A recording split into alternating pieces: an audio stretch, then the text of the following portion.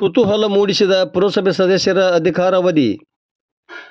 ಲಕ್ಷ್ಮೇಶ್ವರ ಪುರಸಭೆ ಸದಸ್ಯರ ಆಡಳಿತಾವಧಿ ನವೆಂಬರ್ 4ಕ್ಕೆ ಕೊನೆಗೊಂಡಿತ್ತು. ಅಂದಿನಿಂದ ಸದಸ್ಯರ ಕೊಠಡಿಗೆ ಬೀಗ ಹಾಕಬೇಕಾಗಿತ್ತು. ಆದರೆ ಈವರೆಗಾದರೂ ಕೊಠಡಿಗೆ ಬೀಗ ಹಾಕಿಲ್ಲ. ಹೀಗಾಗಿ ಸಾರ್ವಜನಿಕರಲ್ಲಿ ಕುತೂಹಲ ಹೆಚ್ಚಾಗಿದೆ. ನಮ್ಮ ಅಧಿಕಾರಾವಧಿ ಇನ್ನೂ 15 ತಿಂಗಳು ಬಾಕಿ ಇದೆ ಎಂದು ಸದಸ್ಯರು ನ್ಯಾಯಾಲಯದ ಮೊರೆ ಹೋಗಿದ್ದಾರೆ.